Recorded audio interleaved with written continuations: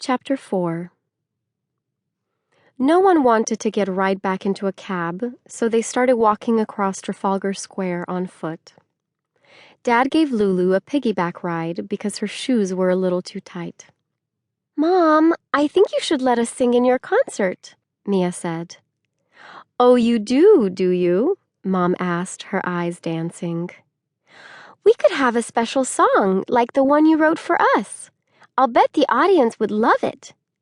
"Love it, love it, love it," agreed LuLu. "And what would your song be about?" Mom asked. Maddie shuddered. Her palms felt immediately sweaty. Mia often had wild suggestions like this, but Mom usually said no right away. This time, Mom seemed to be considering the idea. Lately, Mia had been having a lot of ideas about performing. Mom had even signed them up for a theater camp. Maddie didn't mind watching Mom on stage, but being up there herself, in front of everyone, would be a completely different situation. "Maybe we could sing about dreaming big, or something like that. What do you think, Maddie?" Mia asked. They had just passed through Trafalgar Square gate. Maddie latched on to the first distraction she saw, a red booth on the corner. "What's that, Mom?" she asked. "You mean the telephone booth?" she asked. "The what?" Mia asked while Maddie went to take a closer look. Tossing Mom a grin, Dad set LuLu down. "Here, I'll demonstrate." He opened the glass-paned door and went inside, picking up the telephone receiver and holding it up to his ear. "Just need a coin, here," he said, rummaging in his pocket. "How many coins does a telephone booth in London take, anyway?" Of course, Miss Julia pulled out her phone. "Google to the rescue!"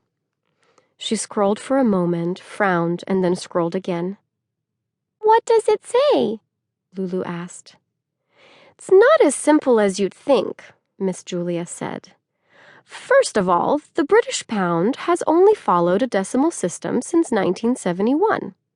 So now, a pound equals 100 pence. But before 1971, a pound equaled 20 shillings, and a shilling equaled 12 pence. Maddie wrinkled her nose, doing the math in her mind. "So a pound used to be worth 240 pence? That's confusing," Mia said. "No wonder they changed to decimals." "It's fascinating," Miss Julia said, still scrolling. "They argued over the concept for centuries, and finally decided they had to change in order to be more consistent with the rest of the world. One day, Decimal Day, they switched, and their entire coin system changed." "So how much does this telephone booth cost, then?" Dad asked. "Looks like 60 pence, Miss Julia said, "and that gives you up to 30 minutes for a local or national call." Dad sorted his coins and then dropped a few into the slot. "Now, who should I dial?" "Wait, so people pay money to make calls in London? Don't they have real phones?" Mia asked. "Even when we have our emergency phones to call Mom or Miss Julia?" Maddie said, pulling hers out. Before cell phones, public phone booths were the only way to make calls when you were out and about, Mom said. "Like payphones back home," Mia said. "I've seen them in movies, I guess, but I can't think of one I've seen in real life.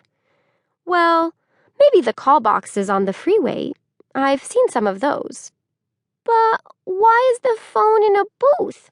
And why is the booth so red?" LuLu asked, looking the booth up and down as though she'd figure it out if she saw it from a different angle. "Looks like telephone boxes were created by the post office in England." Miss Julia scrolled down her phone screen.